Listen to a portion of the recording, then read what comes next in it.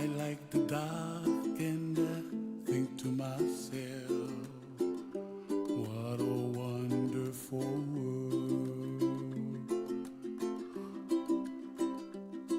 The colors of the rainbow, so pretty in the sky, are also on the faces of people passing by. I see friends shaking and singing, how do you do? They really say, I love you. I hear babies cry and I watch them grow.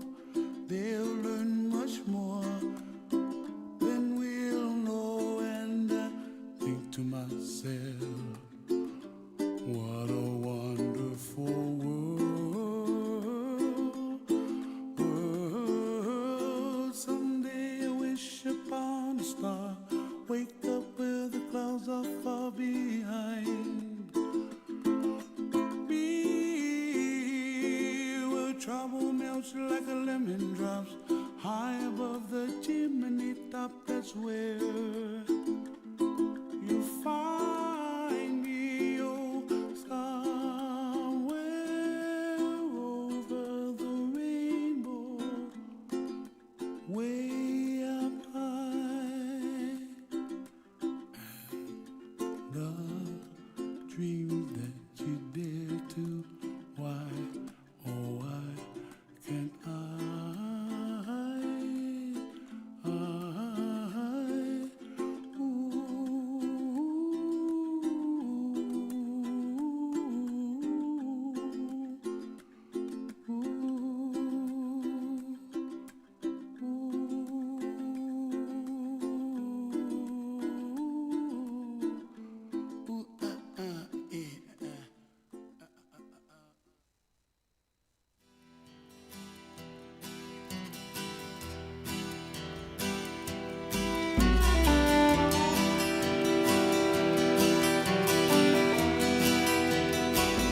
My father said, some things you learn by only doing when it comes your turn. Everything comes around, so be ready if you can. Prepare your heart like a farmer turns the land. You plant your fields when the spring is tender, when the summer beats down. You pray for rain, you hope for the harvest, the long cold winter.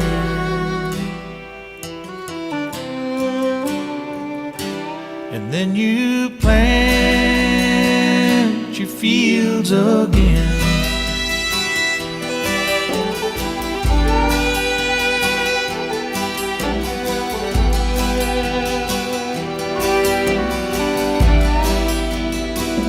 He spoke right to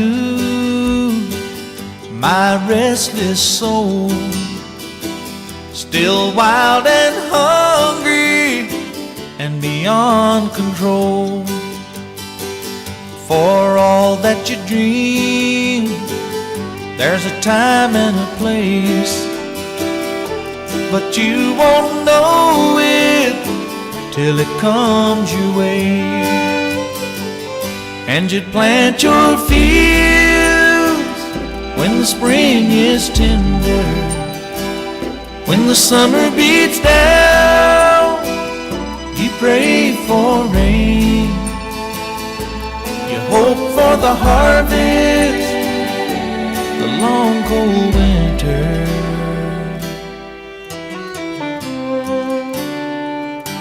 And then you plant your fields again when the spring is tender, when the summer beats down. You pray for rain, you hope for the harvest, the long cold winter.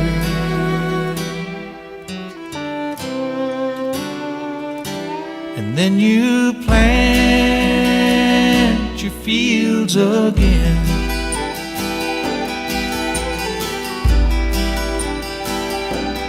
Plant your fields again. Plant your fields again. Plant your fields again.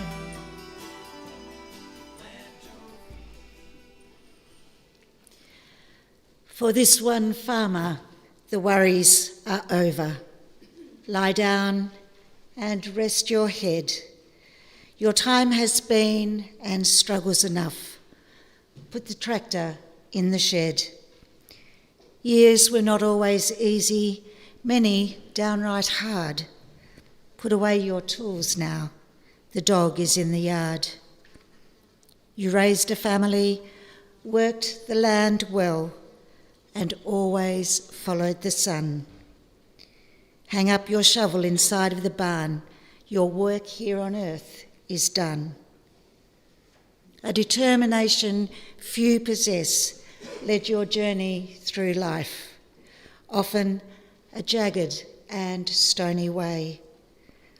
The sun is setting, the cattle are all bedded, and here now is the end of your day. Your love of good soil has passed to your kin. The stories flow like fine wine. Wash off your work boots and hang up your hat. Your work stands the test of time. You always believed that the land would provide, and it always did somehow. Take off your gloves and put them down. No more sweat and worry for you now. Your labour is done. Your home now is heaven. No more must you wait. Your legacy lives on, your love of the land. So now we will close the gate. Family and friends, we've come together this afternoon to celebrate the life of Glen Neal, Tiny as he was known to all, a down-to-earth man who loved the great outdoors, who loved working the land, a man with no airs or graces, who loved to have a laugh and who also loved his family dearly. I welcome you all, and I also welcome all those who are viewing this service online as they were unable to be at the chapel. And I sincerely thank all of you, especially members of the Simons family who have travelled quite a distance to be here. This is very much appreciated by the family. My name is Denise Wotherspoon, and along with Brendan and the staff at Parkside Funerals, I am honoured to be leading this celebration of Tiny's life and to help you all say farewell to him in a loving and meaningful way. At the conclusion of Tiny's interment in the Burney Lawn Cemetery, it will be wonderful to return to the reception area to share your stories of him and to support one another. Tiny was the type of man who would not want to be the centre of attention. He'd want little fuss and few tears. But his death does unite us all. You are his closest family and friends, and you share one thing in common. Your lives have been touched by the good fortune of having known him.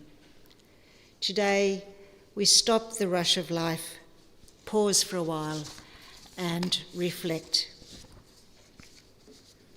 This funeral service, of course, has many purposes.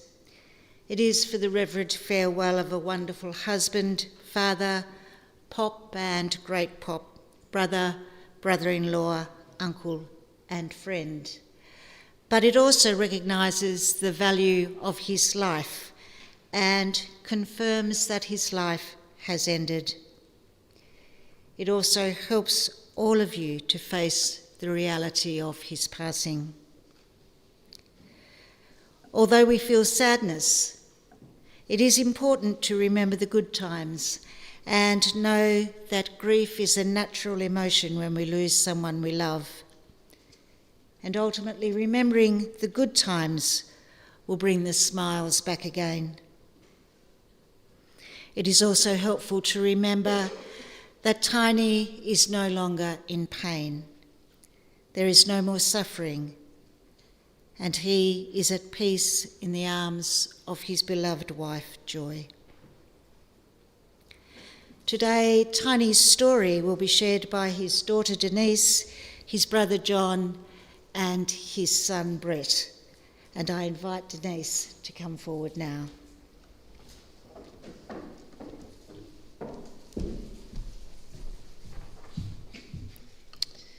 Good afternoon.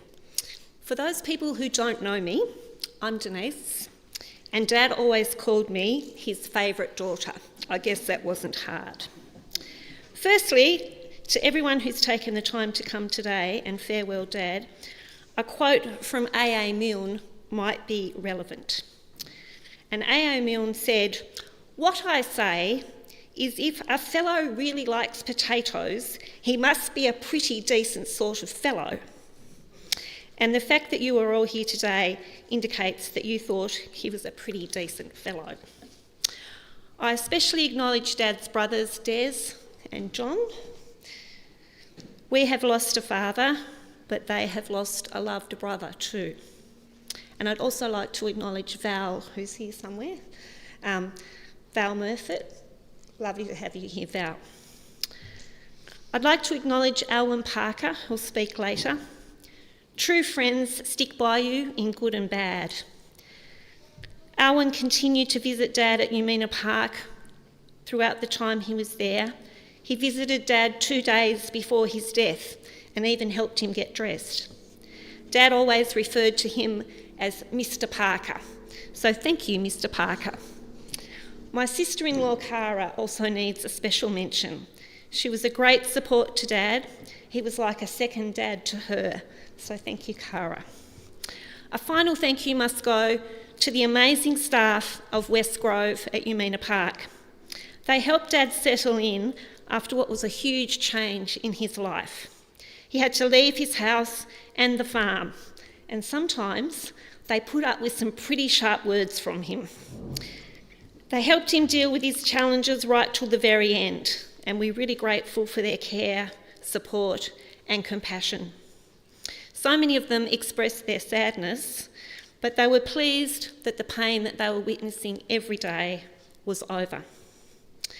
When he moved to Umina Park, Dad was asked to fill out this form about what aspects of his life were important, and I thought I'd use those points that he made as an organisation of what I'm going to say. The first one was where I was born. Dad was born in Wynyard on the 20th of March 1935. He was the third son of Herbert and Sylvia Neal.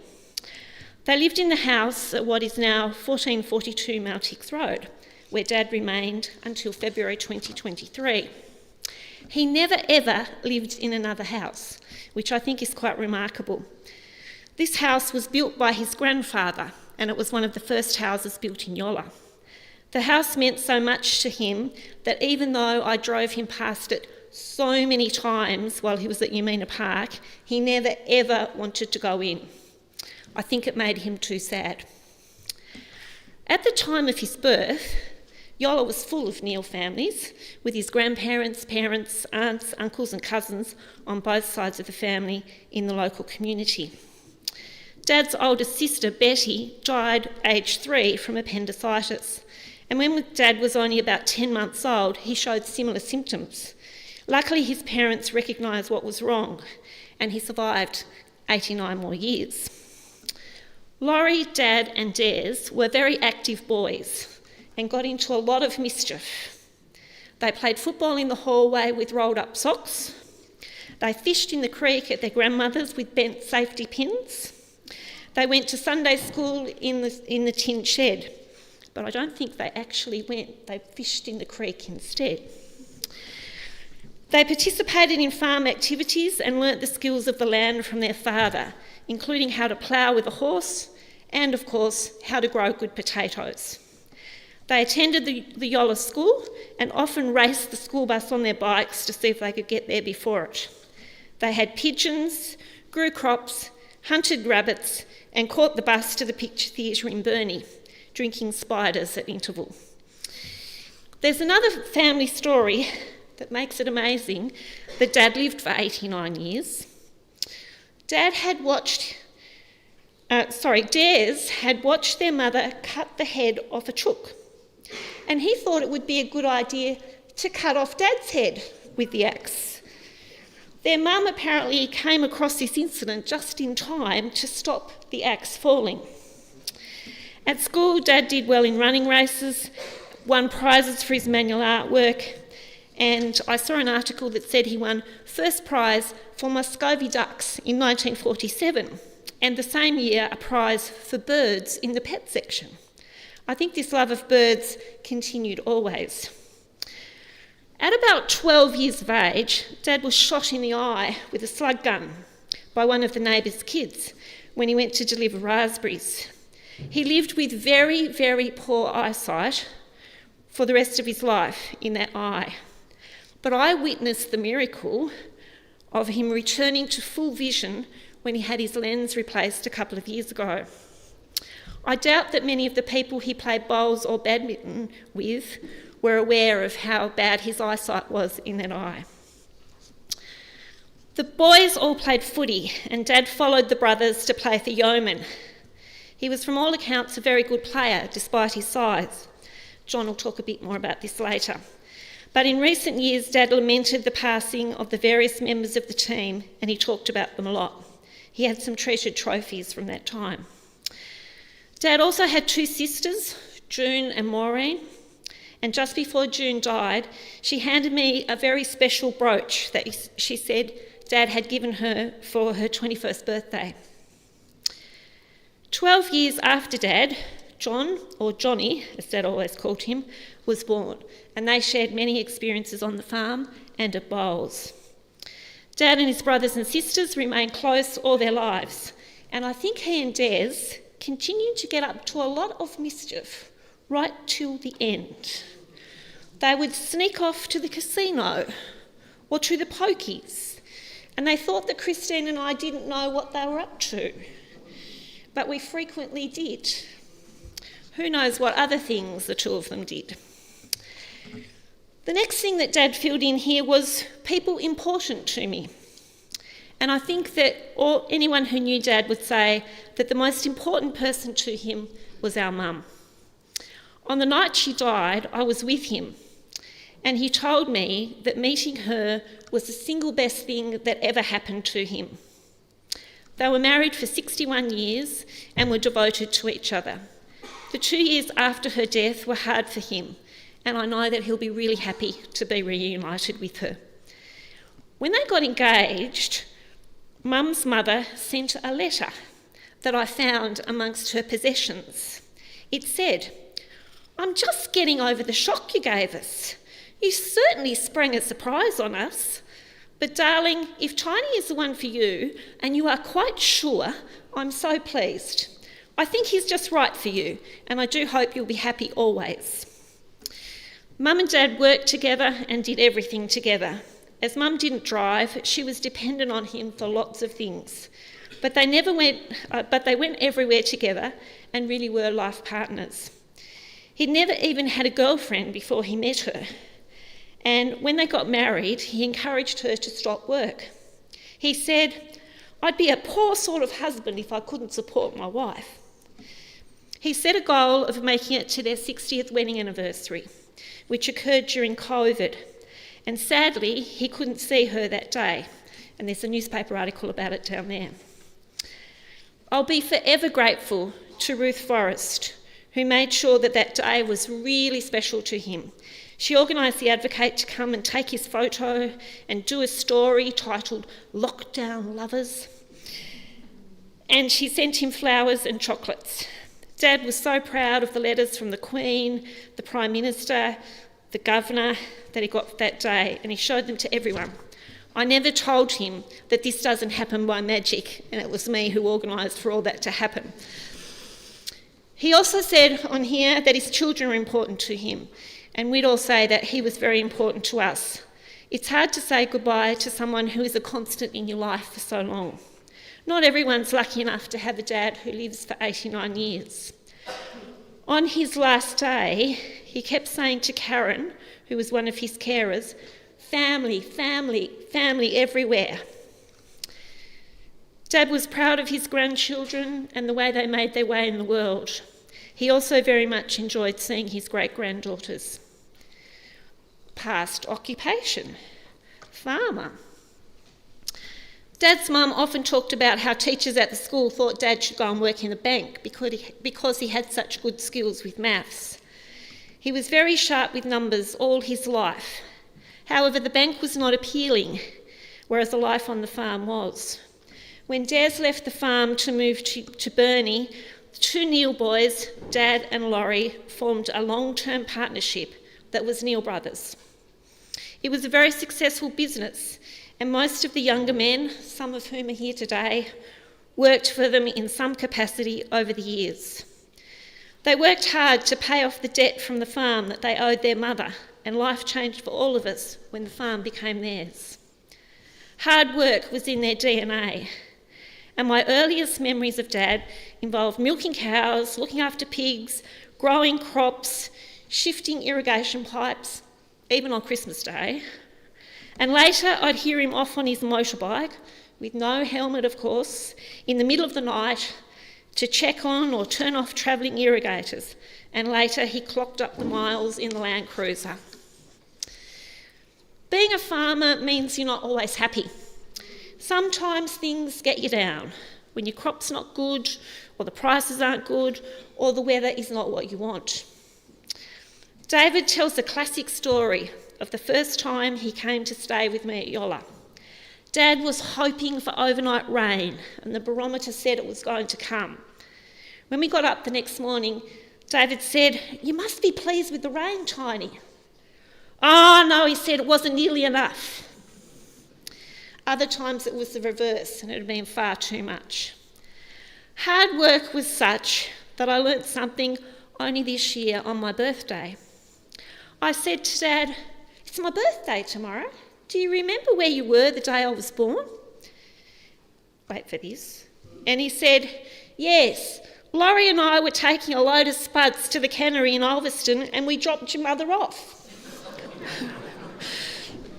Nothing gets in the way of a load of spuds. Summer was always hay carting time, and nothing got in the way of the Neal boys and their baler. I remember Mum waiting and waiting for Dad to get back for Christmas lunch, which we had at 4 p.m. one day because he wanted to finish a paddock.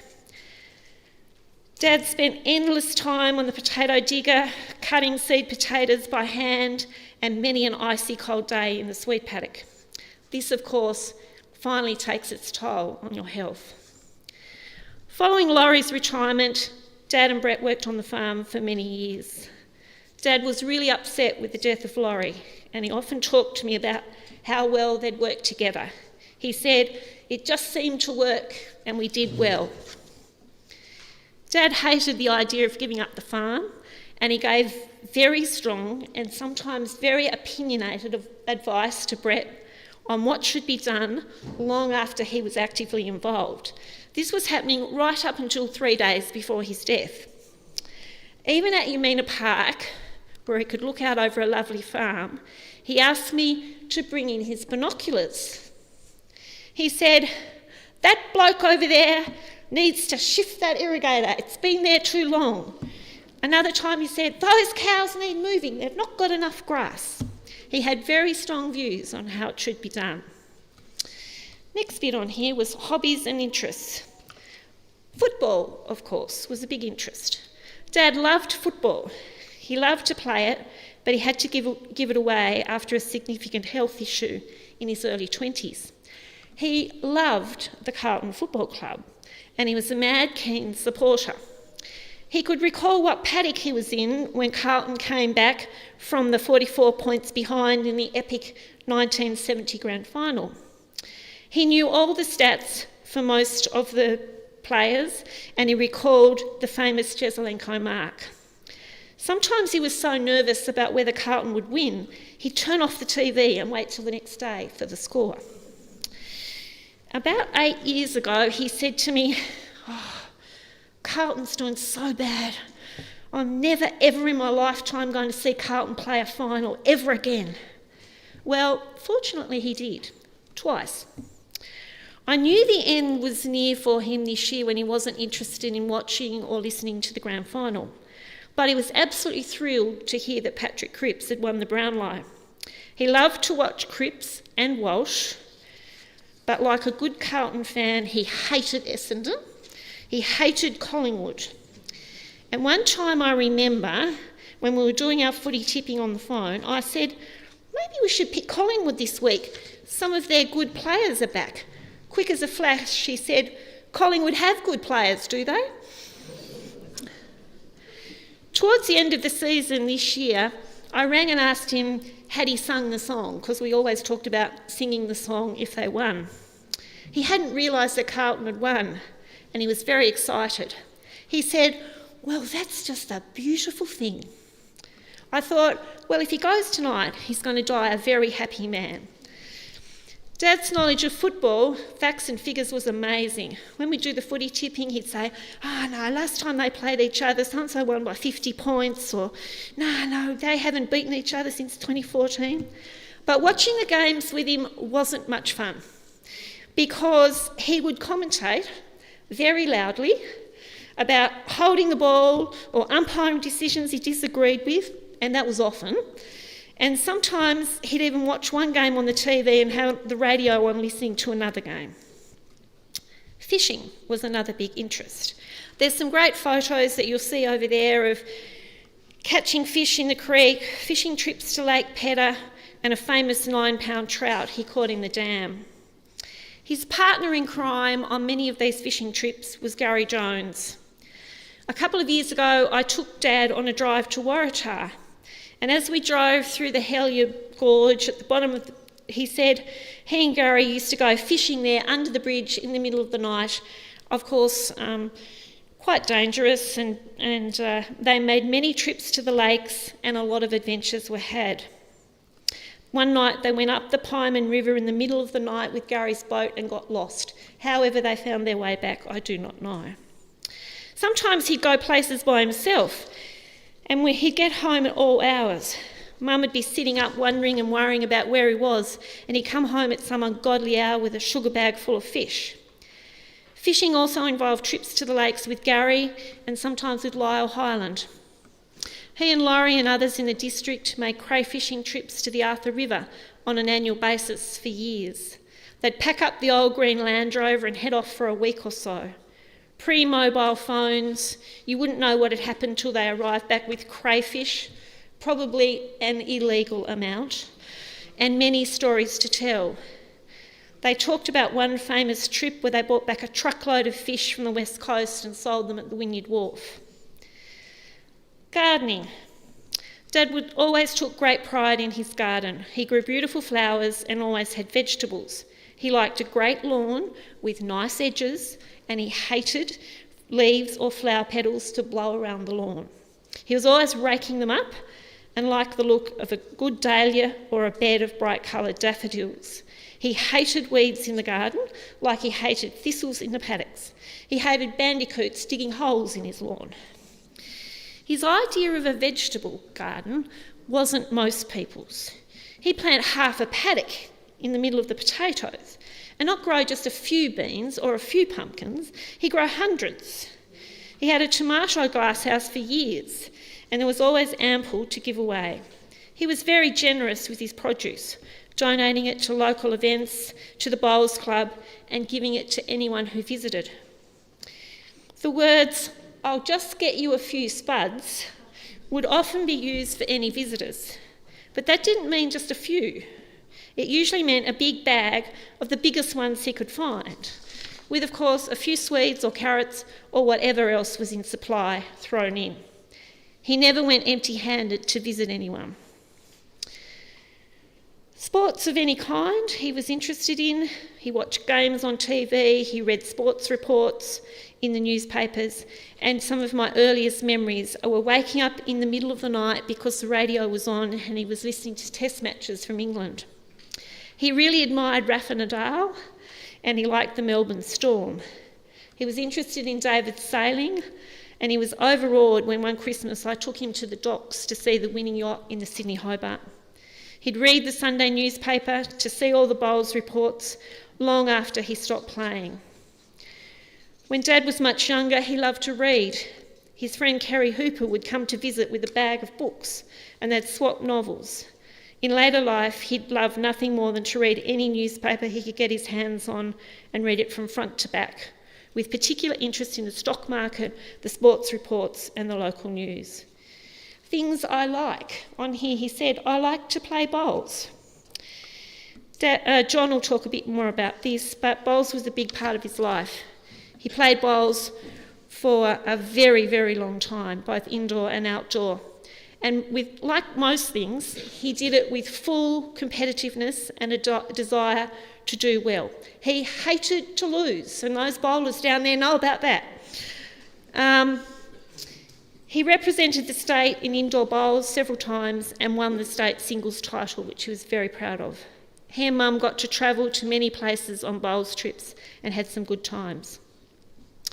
Winning the state title with his team in 2015 at the age of 80 was an absolute highlight, and I was really lucky to be there at the Rosny Bowls Club to see the pride on his face when he held the trophy, and that's the picture in your service sheet.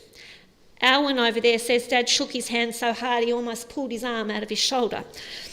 The other thing he liked was to look smart, and as you'll see in some of his photos, he liked to get dressed up, even to go and visit our grandmother or wherever he might go. When we went to Launceston in the school holidays to visit Nana, Dad would always make a trip to Neal Pitts to buy a jumper or a shirt or some good trousers. Mum would have to take them up a lot. Whenever he wasn't in his trusty King G's, which are down here, he liked to wear his good clothes and was fastidious about combing his hair and turning his collars down just right. The girls at Umina said he always told them what he should wear each day, and they had to turn the collars down, make sure he had a shave, and that his watch was on. We made sure that he was very smartly dressed before he left for the last time last Saturday night. He also liked a new car. There were a succession of cars passing through the garage. He loved to buy a new one after every few years and liked the idea of making a good deal. When I was little, he had a Volkswagen that I hear he used to race to badminton with Gary Jones. And then he had a series of Holdens, Valiants, Mazdas, amongst others. Once I asked him, "How do you know when you need new tyres for your car, Dad?" And he said, "I wouldn't know, I've never owned a car that long." I think he'd also really say he liked a good feed of scallops, a bowl of raspberries, but only if they had icing, sugar and cream on them. Pets. In his later years, Dad enjoyed his cockatoo that wouldn't talk to him, but would mimic some of his words, including, "What are you doing?" He had an alpaca that he loved to feed spuds to. He loved to feed the magpies that came to the farm and watch the plovers' nests in the grass every year. In his last years at the house, he had a bright-coloured cockatiel that he was very fond of and sad that he couldn't take to Umina Park. It kept him company when Mum wasn't there. Places I like. He said, "I like New Zealand." Dad's one and only trip outside of Australia was a trip to New Zealand with the United Milk Producers.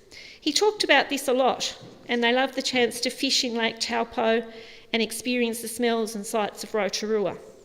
But I think on here he might have added places he liked were Yola, his farm, the casino, the pokies, and the Wynyard Bowls Club. So, in closing, 8 years ago, when I held Dad's hard-working, bent and buckled hand in a hospital when he was on life support, we didn't know if he would survive. And when he did wake up, he said to me, "The angels wanted me, but the Lord said not yet." I thought this was quite profound. In the following 8 years, I made a commitment to call him every night to check in, and we spoke of many things.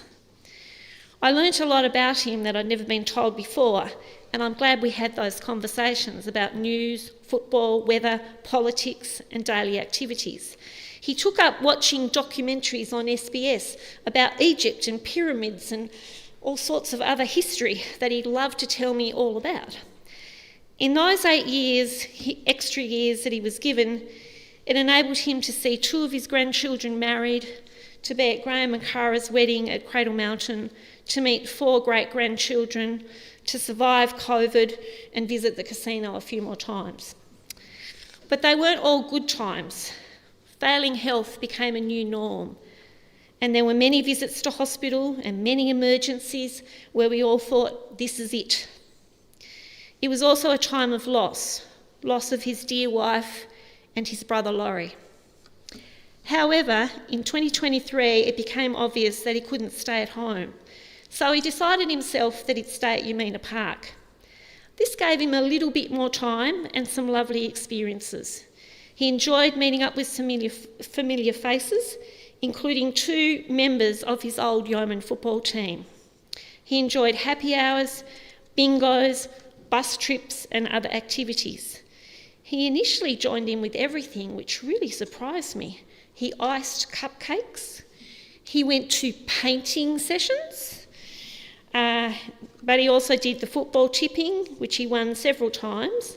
And a man at Umina Park only yesterday said to me, "It was never about the money, you know, Denise. It was never about winning the money. It was about beating the others." His time at Umina was made all the better for the presence and support of Judy Stewart, who he had known since he played football with her brother. Judy helped the transition so much. She played cards with Dad every day until he couldn't anymore, and he could certainly add up the crib scores. I was really grateful that I retired from work, as it meant I could visit and support him more often. I played bingo with him, and I watched as he could play his own board, watch my board's numbers, and help somebody at the other end of the table with their numbers, and still keep on top of what was happening. We went to a cooking demonstration one day where they were making crepes. He enjoyed watching it and was really interested. But after he'd eaten his crepe, he leant across and whispered, "It's not as good as your mum would make." We had great fun at the AFL Grand Final happy hour last year, and we sang the Carlton song loudly together. We even attended a wedding of 2 residents. It was really nice to spend Christmas lunch with Dad one final time last December. In his year at Umina, he also was well enough to attend the 100th anniversary of the Yola Hall and cut the cake as the grandson of one of the builders. He attended Des's 90th birthday in December and attended the funeral of his brother-in-law Lyle. But the best day he had there was visiting the berry patch at Turner's Beach. He didn't usually ring me. He waited for me to ring him, but on this day he rang and he said, "Oh, I've had the best day." And I said, "What have you been doing?" "I've been to the berry farm and they let us pick as many as you wanted, and I've picked a great big container full, and I've bought some jam." And we saw a photo of it and we were worried about what had happened that day. I thought he'd cut his face, but it was completely covered in juice from all the berries. And there's a photo of that down there. During that year, he also enjoyed some visits from my cousins, including Michael from Geelong, and he had some lovely visits from Elsie and Lila, who loved to play on his walker. His competitive nature was very much still in evidence. He loved to tell me if he beat Judy at cards, how disappointed he was with his luck at bingo or at floor bobs. He always wanted to be on Judy's team for floor bobs because they were both ex-bowlers and they would usually win. So even with his amputated finger, he could still get the ball close to the target. The last time Dad left his room on October the 20th at Umina Park probably sums up to me some of his characteristics. I encouraged him to go to the dining room to have tea with Lance and Jack and the men at his table. He said, okay, if you put me in the wheelchair, I'll go. But I could see he was thinking about something. He said, brush my hair, turn down my collar, do I look all right? I said, yeah. I knew there was some reason for him leaving. So when we got to the table, he was trying to stand up. And I said, why don't you sit down? It's a bit more comfortable. And he said, no, there's something I want to do.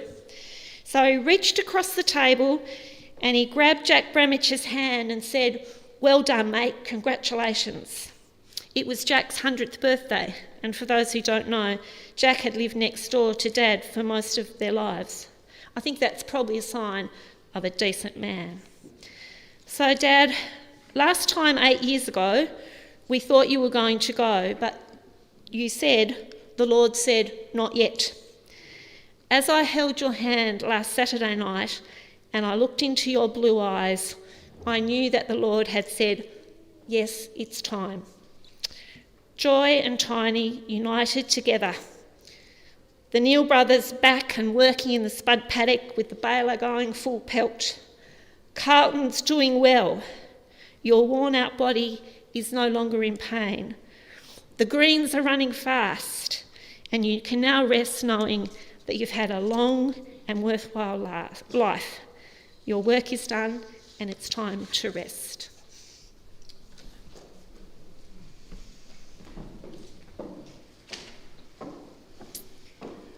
Well done, Denise. What a wonderful man your father was, and you've described his life beautifully. We now have the privilege of viewing some photographs that will depict some of the things that Denise has shared with us. The song that has been chosen to accompany these is Somewhere Over the Rainbow by Eva Cassidy.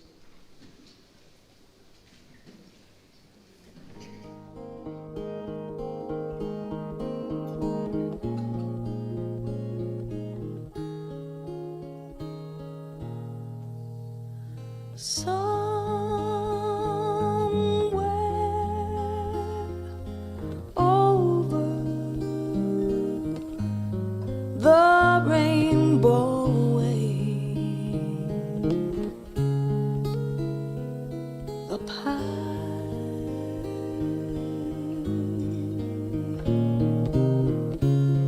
in a land that I heard of once in a lullaby.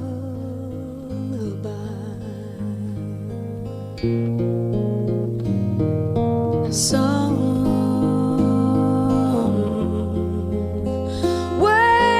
over the rainbow skies, a blue wind, the dreams that you dare to dream really do come true. Someday I'll wish upon a star and wake up where the clouds are far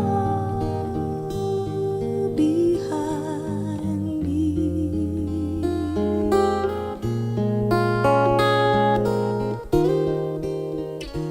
where troubles melt like lemon drops, oh, way above the chimney tops. That's where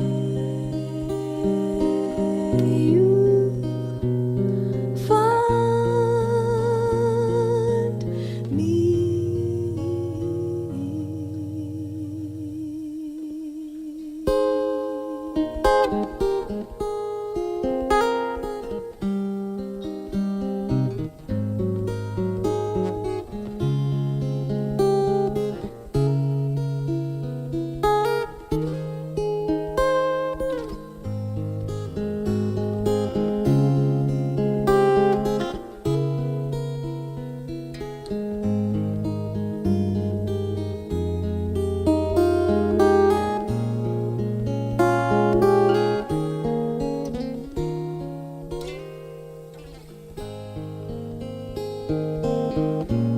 Someday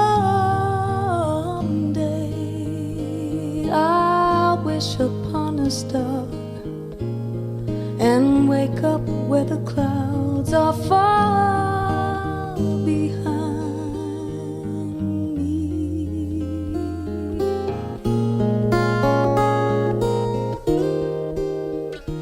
Where troubles melt like lemon drops, oh, way above the chimney tops, that's where you'll find me. Somewhere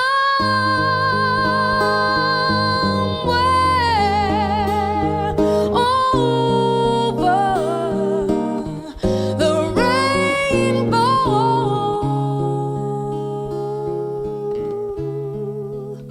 skies are blue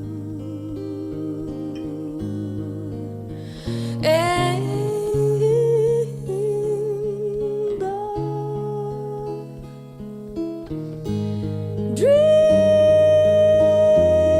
that you dare to dream really do come true.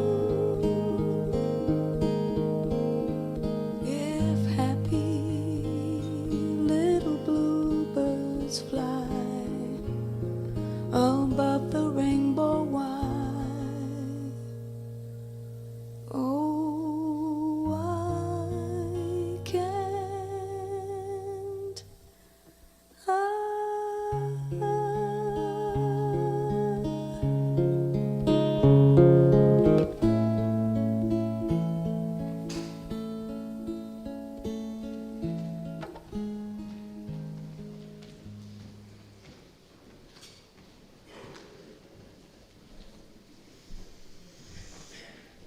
Beautiful, beautiful memories. We have a tribute now from Brother John. John, would you like to come forward? You've got your own? Yeah.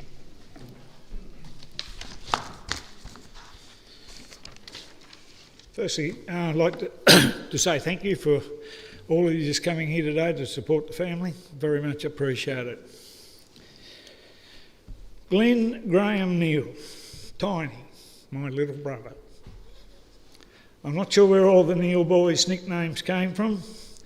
There's a couple of Scratches and a Des and Tiny. Unfortunately for Tiny, due to his stature, he kept that for the rest of his life. Most people knew him as Tiny.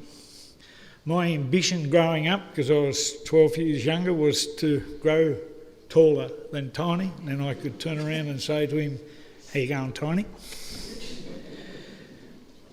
We all grew up at Camp Vale, our parents' property. Camp Vale had a huge problem with snakes. This particular one made home under the bathroom out in the patio area. Tiny was given the job of sitting in the rocking chair with a shotgun. After 2 hours, the snake appeared. Needless to say, the snake was blown to smithereens, and so was our mother's mat. Not very impressed, but no snake. Things were about to change at Camp Vale in about 1959. New teachers arrived at Yola.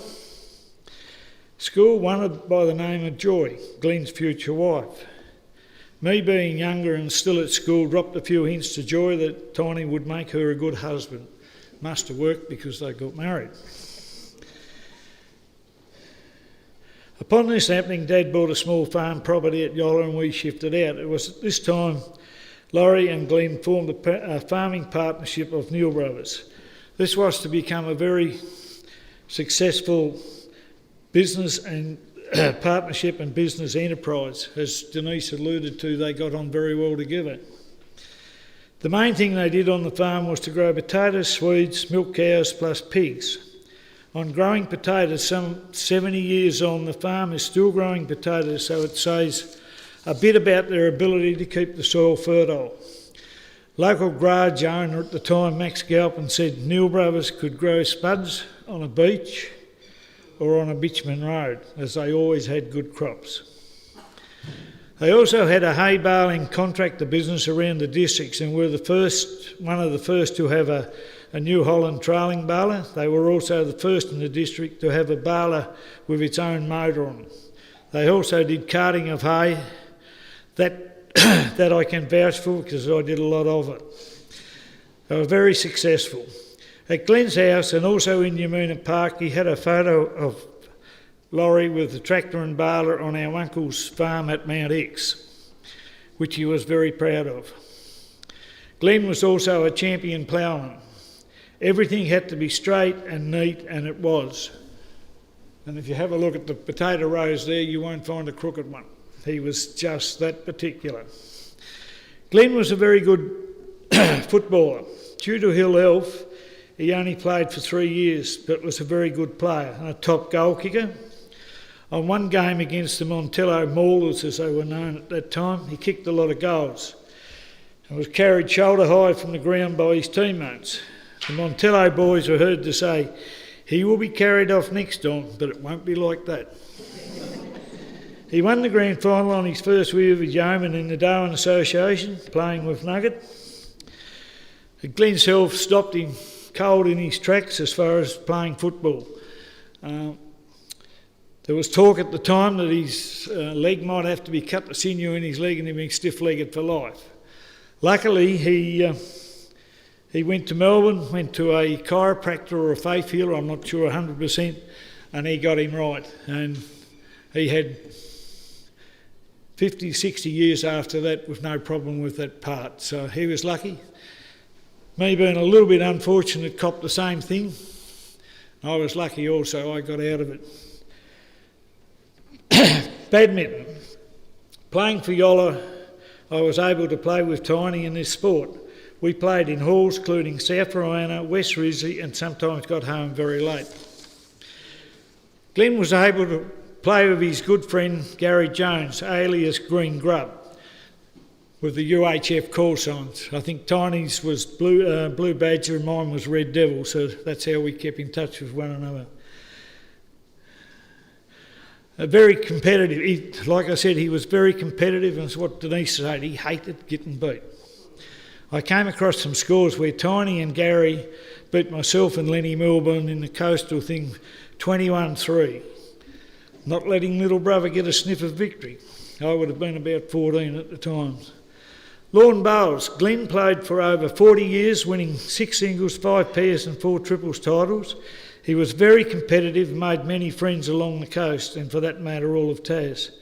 I won my first title playing with Glen in my first year at Lawn Bowls. Tiny's great friend Alan Taddy Parker recalls them playing together during the years 2010 to 2020. You work that out yourself, he was 85 and he was still playing bowls and he still wanted to win, which Taddy could vouch for.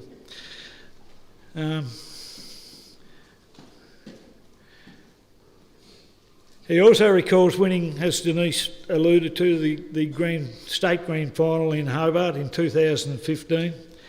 Alan Parker, David Oaten, Barry Percy and Tiny played in that game. Denise was there watching and said he was so proud and happy he was to display his winning medal, which was the first of many. As I said, very competitive. Indoor bowls was a sport where Tiny reached the top of his sporting powers. Tiny, along with his friend Ray Cox and Gary Jones, started the team of indoor bowls at Yola. That would go on to be one of the powerhouse clubs in Tasmania. They won numerous titles, including state titles, which led to representing Tasmania on numerous occasions with other club members. The pinnacle of Tiny's indoor career was winning the state singles title and going into play in the Australian titles where he did very well. Another year I was privileged to win a state championship with my little brother, with Ray Cox and Bill Allen. In the fourth we went to the Australian titles in Ballarat, winning a silver medal, which was no mean feat. This was a very proud moment for us all, especially the Neal boys. I'll go off track here a little bit. Tiny Graham Watley played indoor bowls at Wynyard, and he was waiting and waiting and waiting for Tiny to turn up and play a game of singles. he was never early. He made you wait, he psyched you out. About 3/4 of an hour later, Grub said, or Graham, "Who the hell was that?" He just absolutely wiped the floor, and that was what he could do and what he couldn't do. And one night at Morleary, he let me know all about it when we got in the car to come home. If you're playing skipping indoor and you take the kitty off, you get 4 penalty points. I took it off 4 times that night. Upon getting in the car, the first words were spoken, "What the hell was you on?" Only thing I could come up with and said, "Well, I got closer." Yola won numerous titles for indoor bowlers and was such a small community was great. Tiny's wife Joy was secretary of the club for many years and also played. They were married for over 60 years. Age-old saying, play together, stay together. Rest in peace, brother.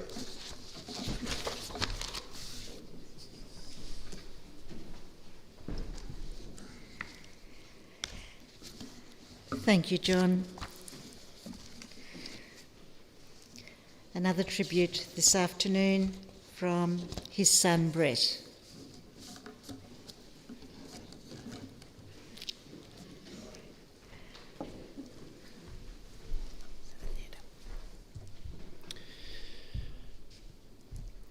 I started working on the farm alongside Dad and Uncle Larry at the age of about 14. They traded at Neal Brothers, and the name still carries on today. They liked to try new farm equipment, and one of the first to have pick-up balers. They put in electric irrigation schemes, and first in the district to use travelling irrigators, 4-wheel drive tractors and V8 trucks. Dad did match ploughing with his trusty David Brown tractor. When they bought a new twin-row planter, Dad drove the planter and his rows were as straight as a die. When the spuds were planted, Dad tied the gate up with a dozen strings and wires so no cattle could get in the spuds. Dad was very particular what he did. Then there was just Dad and I.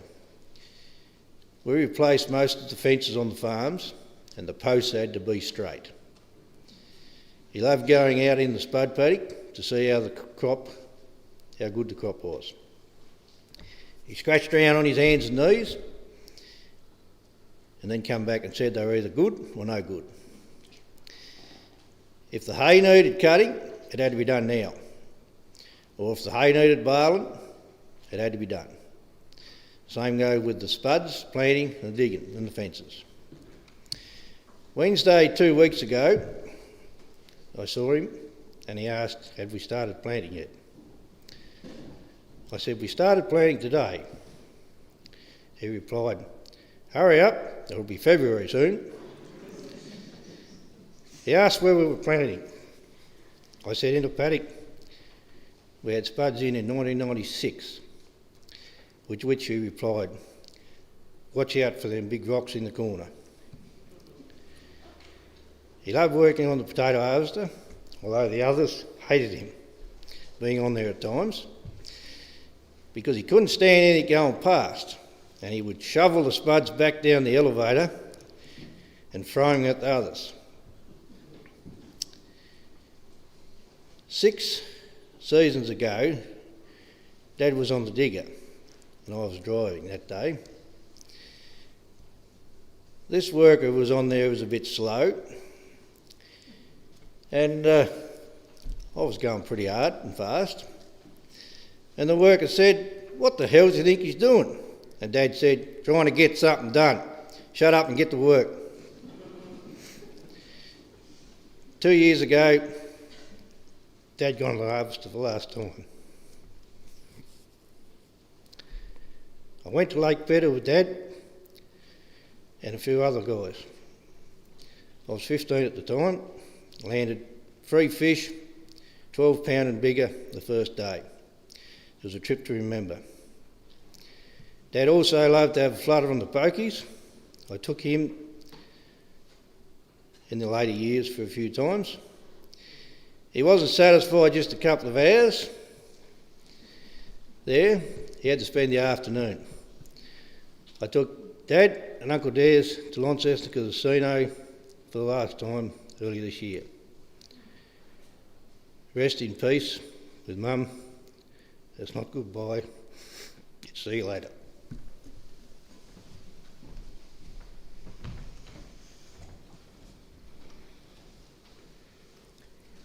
Thank you, Brett.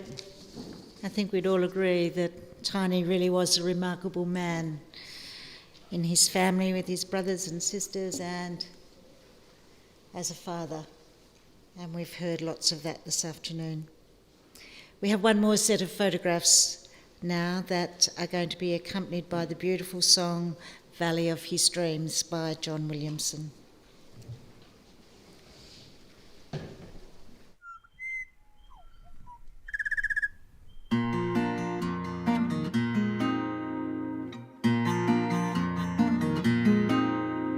At 70 and 10, he has earned the time to potter in the garden.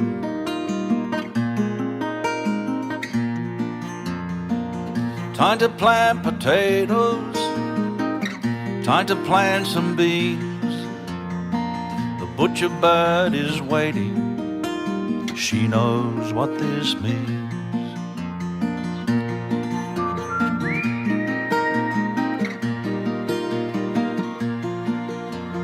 Old boy takes a break, spreads honey on some bread. The butcher bird is busy, making sure her worm is dead. Old boy doesn't close his eyes to imagine anymore. He is home at last, what he's been wishing for. He is so peaceful, so happy he could scream. Living in the valley of his dream. Why does it take so long to put your feet on the ground? The old boy is thinking he took the long way around. But it's been his dream time, it's where he's always been. The butcher bird says it all, sweeter than a violin.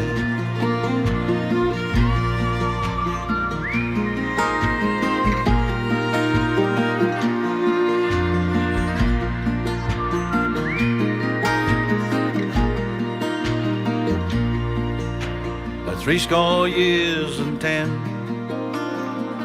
he has earned the time to potter in the garden.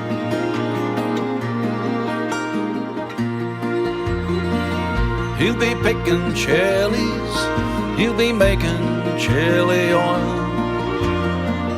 Gone back to be the man of the soil. He is so peaceful, Oh yeah. so happy he could scream. Living in the valley of his dream. Why does it take so long to put your feet on the ground? The old boy is thinking he took the long way around.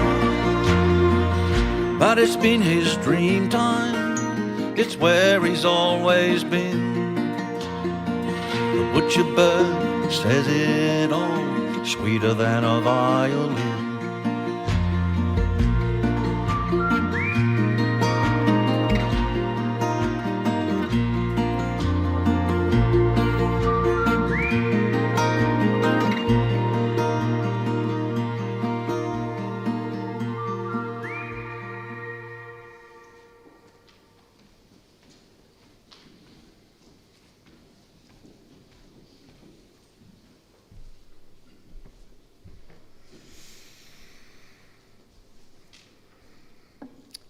Such beautiful images of the farm and the family. I now invite Tony's great friend, Mr. Alwyn Parker, to come forward to share a Bible verse. Thank you, Owen.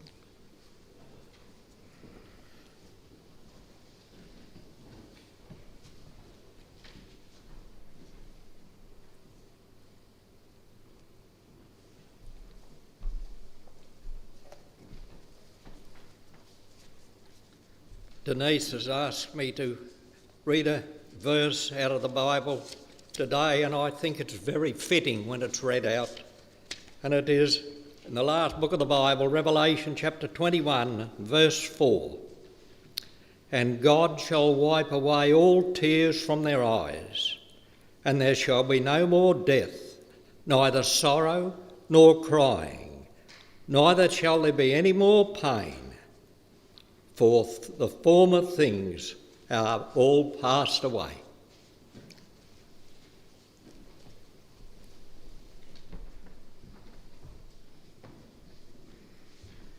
Thank you, Mr. Parker. What would Tiny say if he was with us right now? Maybe this. I am just a farmer, plain and simple, not of royal birth, but rather a worker of the earth.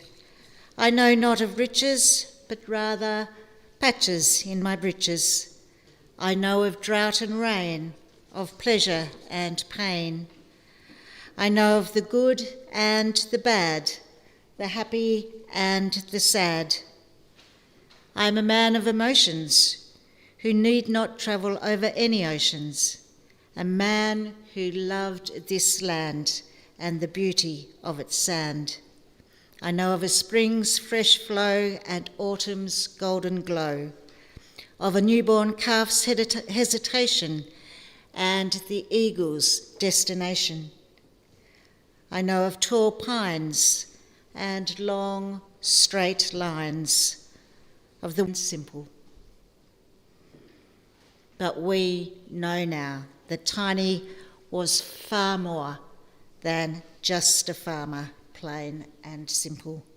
He was a hard-working lover of the land, a determined, some may even say stubborn man, a man of strong opinions, and a man who was a perfectionist in all he did. Ladies and gentlemen, Tiny will now take his final journey to the Burney Lawn Cemetery, where he and Joy will be laid to rest. Please feel free to join the family or wait in this refreshment area for their return. Would you all please stand?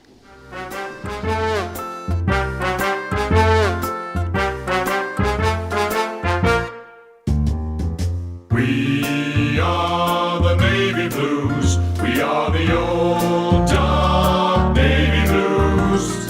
We're the team that never lets you down. We're the only team old Carlton knows. With all the champions they like to send up, we'll keep our end up, and they will know that they've been playing against the famous old dark blues.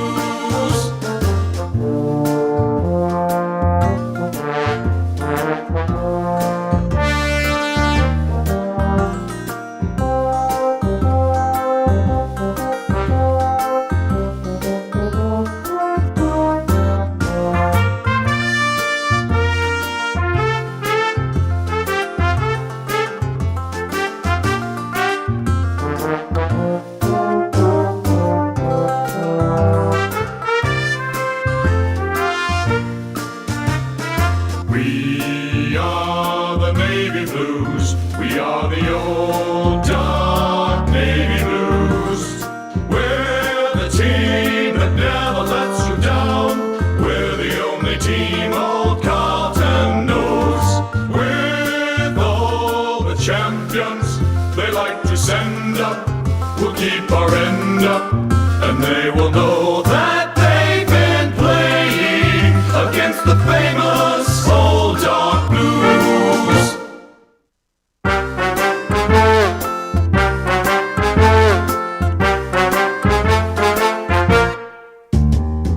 We are the Navy Blues. We are the old dark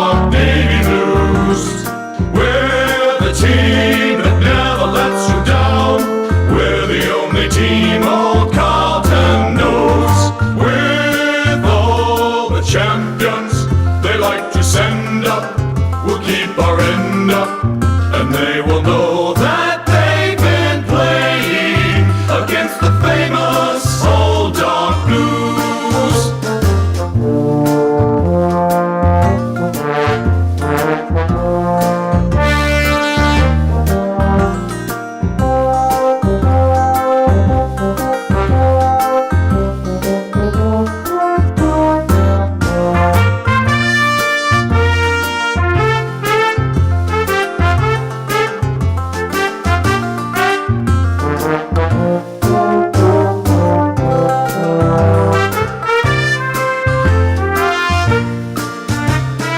We are the Navy Blues. We are the old dark Navy Blues.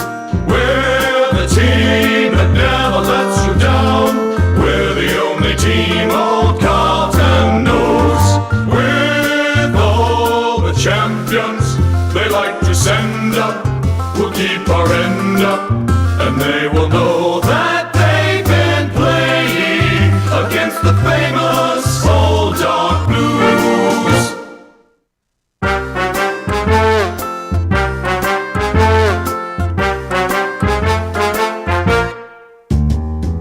We are the Navy Blues. We are the old dark Navy Blues.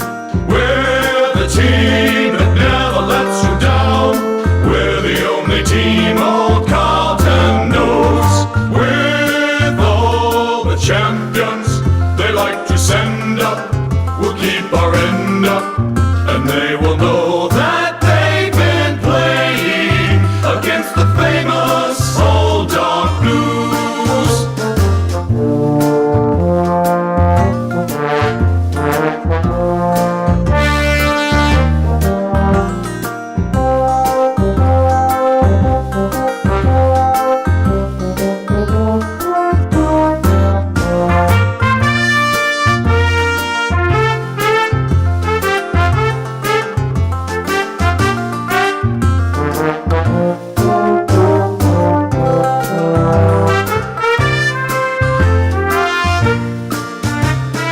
We are the Navy Blues. We are the old dark Navy Blues. We're the team that never lets you down. We're the only team old Carlton knows. With all the champions they like to send up, we'll keep our end up, and they will know that